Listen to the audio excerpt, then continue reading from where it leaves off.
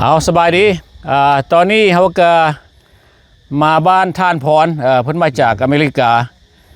มาก็คือว่าล่ะมาตั้งหลักตั้งฐานอยู่แถวทะลาทั้งพี่ละบ้านภูเขาค้ำภูเขาค้ำเขตดินตอนนี้ฟังนี่ไปนี่แม่นขึ้นกับภูเขาค้ำแถวนี้ไหนเมืองอันแก้วอุดมเขตบ้านทินแก้วตัวบ่ที่เขาว่าท่านถิ่นดินทินแก้วเมืองแก้วอุดมก็แถวๆนั้นแหละแต่ว่าเขตนี้ดินเฮามาซื้อใหม่มาปลูกสร้างอยู่นี่นะตอนนี้เขาก็ยืนอยู่ทางหน้าบ้านตัวเลยตัวนี้นะ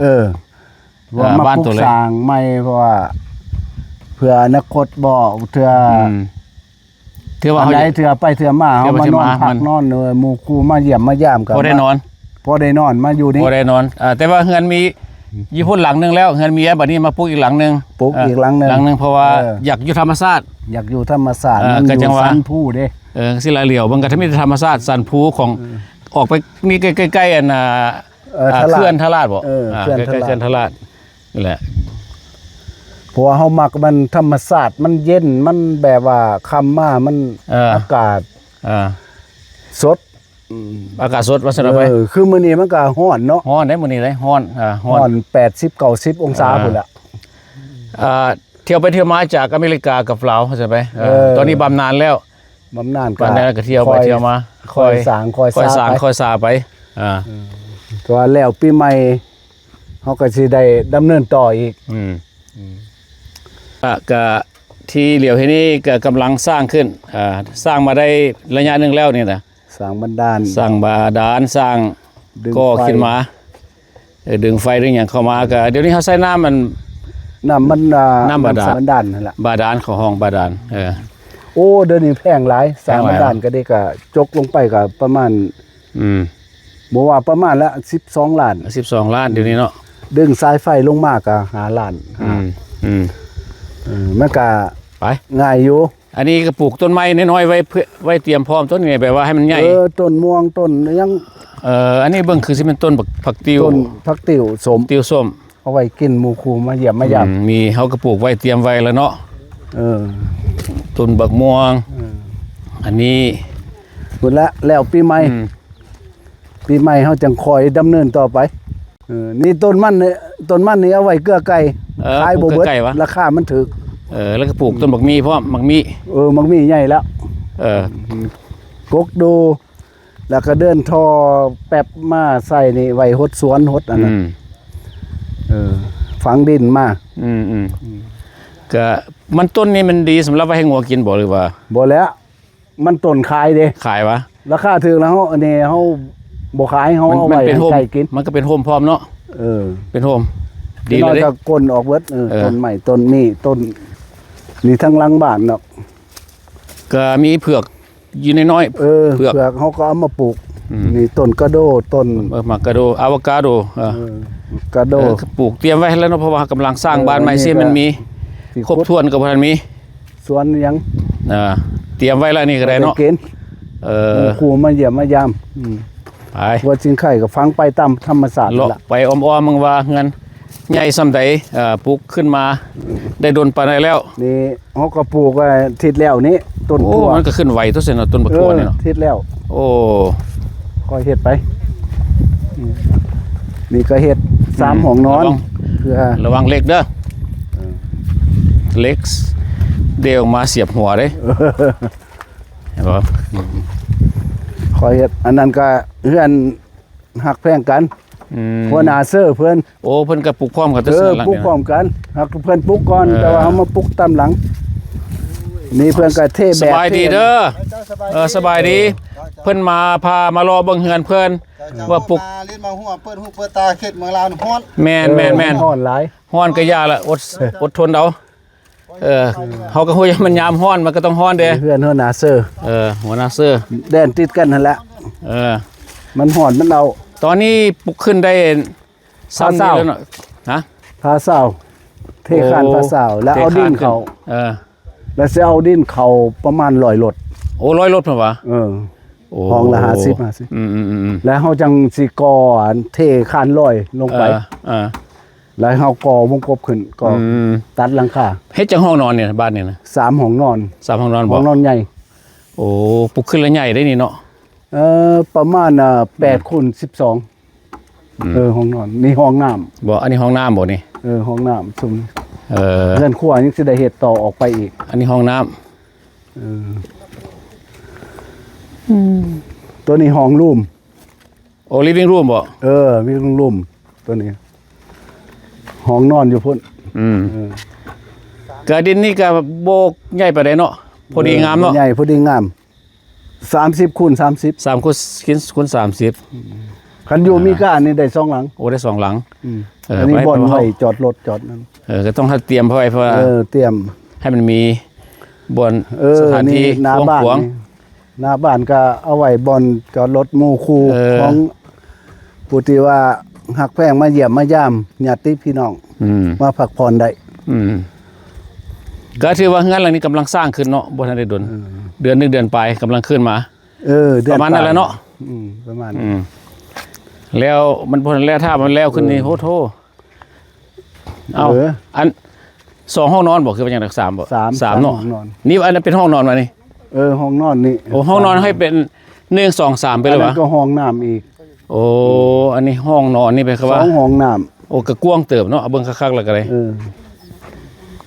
โอ้กว้างเติบ คอยเฮ็ดไป เอาเสียวดินเข้าอีกเนาะนี่เนาะเอาดินเข้าอีก เอาดินเขาประมาณ100 รถ อันนี้ก็ท่าน อันนี้ก็หมู่เพิ่นท่านเรามาจากอเมริกาคือกันอันนี้มัน อยากได้แบบนี้ บ่แล้ว อยากได้แบบนี้เหรอ ครับไม่จังได๋สิได้ เฮ็ดจังได๋สิได้ก็ค่อยเป็นค่อยไปกระถามมันน่ะประธานเพิ่นมาแต่อเมริกาเด้เฮ็ดจังได๋ คือกันนะอันนี้ก็คอยเก็บคอยกำเนาะก็ อาศัยเงินบำนาญนี่แล้วได้มาเทื่อเล็กเทื่อน้อยก็ปอนใส่อยู่นี่ ส้มนี่เจดีกวดลงทมเบิดนี่นะ โอ้ เอารถแท็กเตอร์เขาเอารถไทยเขามาทมกวดลงไป เฮือนหลังนี้คันปลูกแล้วนี่สิเบิดเท่าใดนี่ประมาณปีนึงว่าประมาณ 30,000 ปลายแม่นบ่ 33,000 โอ้ไล่มาประมาณ 33,000ให้แล้วหมดเลย แล้วเบิด โอ้ เชิงเฮือนครัวเทิงอันนั้นเอวิติ้งแล้วมีแต่เฮากระหลอกกระโลแล้วเบิดคันเฮาอยากขยายที่ว่าอันนั้นเฮาทมดอกทมดินเฮ็ดต่อออกไปอีกมีงบใหม่อีก เอาบัดนี้ขอถามแต่มาปลูกเฮือนปลูกศาลอยู่ลาวเฮานี่เฮือนนี่ใส่ชื่อไผนี่นะ ใส่ซื้อเมียเว้ย ใส่ชื่อเมียบ่ไว้เนื้อเสื้อใจกันปานนั้นพุ่นวะ โอ้ยผัวเมียเนาะ บ่ไว้เนื้อเสื้อใจเฮาก็ เฮ็ดหยังบ่เกิด เนาะ เฮ็ดหยังบ่เกิด เฮ็ดหยังก็บ่ขึ้นละบ่เกิดละ แปลว่าเสื้อใจกัน เสื้อใจกันคนฮักกัน ดินซื้อเท่าใดนี่30คูณ30นี่ 200,000 บาท 200,000 บาท ประมาณนี้รถก็สิรถดำ200 300 เป็นเงินดอลลาร์เท่าใดแต่ว่าคูณเอาเนาะ เงินดอลลาร์นี่ประมาณ 5,000 กว่า โอเคหลังนี้กาไว้อีกดนไปได้สิแล้วนี่ ยังบ่ทันมีกำหนด แล้วจังได๋ก็แล้วอ่ะ แล้วเห็นว่าแล้วจังว่าแล้ว แล้วบัดนี้ขึ้นเฮือนใหม่อยู่ที่เฮ็ดอยู่ที่ โอ้คือเงินใหม่สลองกันเต็มที่รถ โอ้โธเอาเต็มที่พุ่นว่านี่น่ะ หัวจัก2ตัวก็พอ ยังอีกบาทนี่ บัดนี้สิพาเพิ่นไปเบิ่งดินตอนนั้นโตสวนใหม่เกษนา ยังมีอีกตอนนึง ยังมีอีกตอนหนึง ก็พาไปเบิ่งรู้ซั่นน่ะโอ้เพิ่นนี่ก็มาจากอเมริกาก็บ่ก็ธรรมดาเนาะมาตั้งหลักตั้งฐานแล้วก็มาปลูกนั่นปลูกนี่เฮ็ดเฮือนเฮือนเมียก็มีหลังนึงอันนี้อยากให้เพิ่นอยากเฮ็ดอีกหลังนึงเพิ่มเติมก็เรื่องของเพิ่นเพราะว่าทางนี้มันคือว่าธรรมชาติหลายกว่ามีป่ามีหยังได้มักแนวนั้นแม่นบ่ ธรรมชาติแบบวิวธรรมชาติ ผูกพันกับธรรมชาติ อากาศสดชื่น บ้านเกิดอยู่ไส มันเกิดแท้วะโอ้อยู่เมืองคงสิโดนพุ่น โอ้บ้านนี้มาอยู่นี่ มาสร้างขอบสร้างครัวอยู่พุ่นสิดาที่แรกแล้วก็มา ทินแก้ว แล้วมาอยู่ทินแก้วบัดนี้ล่ะ แล้วก็มาพ่อเจนี่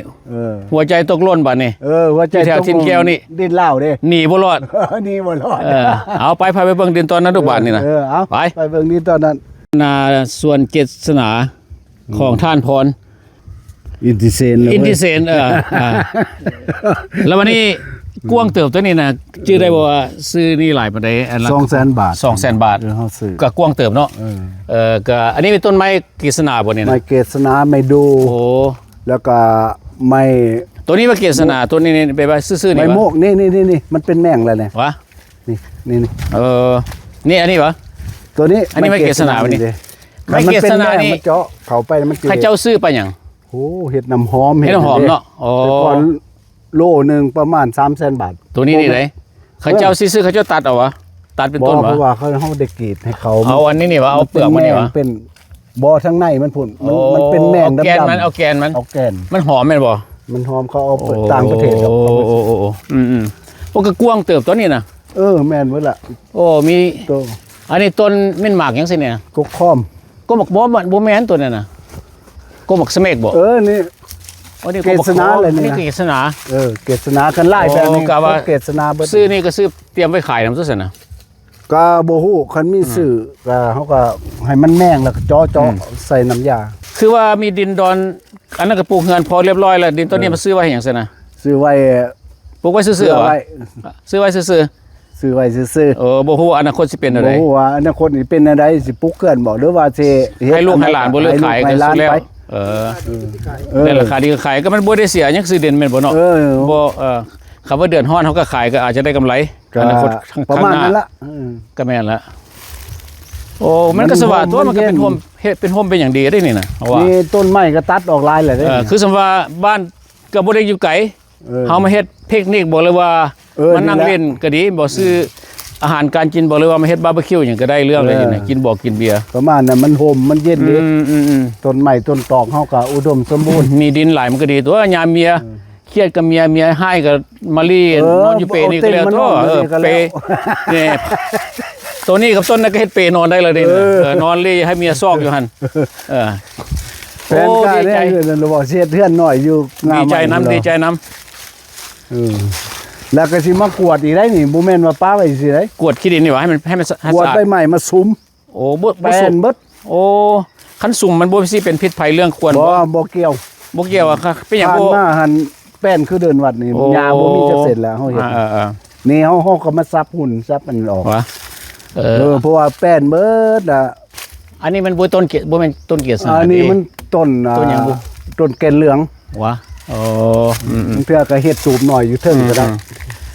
แผนการไม่ซื้อไว้ซื่อๆเนาะนี่เนาะ ซื้อไว้ ซื้อไว้ซื่อๆอนาคตเขาบ่รู้จัก นครยังบ่ทันรู้ ดีแล้วบัดนี้คือมีหัวใช่ไหมหัวหันเขาเฮ็ดมาปักไว้ว่าคือซื้อมามีหัวสิละหลัก หัว นี่ เฮาเฮ็ดนะ หัวเฮ็ดเองไว้เหร เฮ็ อ ดเองเบิด โอ้ เฮ็ดเองแล้วเนี่ยโอ้งบประมาณช่วงนั้นมันก็เงินก็บ่ทันแพงปานใดเนาะเบิดประมาณ30-40 ล้านบ่นี่ล่ะ 18 ล้านเนาะ 8 ล้านวะ10 ปลายล้านช่วงนั้นเงินบ่ทันนั่นเด้ ว่าละมันก็บ่ใหญ่บ่น้อยเนาะก็เฮาก็ซื้อไว้ถ้าว่าเฮามีความสามารถคันสิว่าละดินนี้30คูณ36ก็คือว่าละคันเฮามีความสามารถเอาไว้ก็ดีเพราะว่าดินดอนต้นหญ้านี่มันบ่ได้เสียหายหยังว่าซะไปมันสิเป็นราคาไปตลอดหรือว่าให้ลูกหลานก็ได้คือว่าทั้งหลังก็เป็นทุ่งนาเลยเด้นะทุ่งนากว้างขวางมันก็เป็นสวัสดิ์เสวย ของบ้านโลกแค้น ทั้งหลังทุ่งนาเห็นว่าเห็นทุ่งนาบ่ทุ่งนามันก็สวัสดิ์เสวยหลายเติบ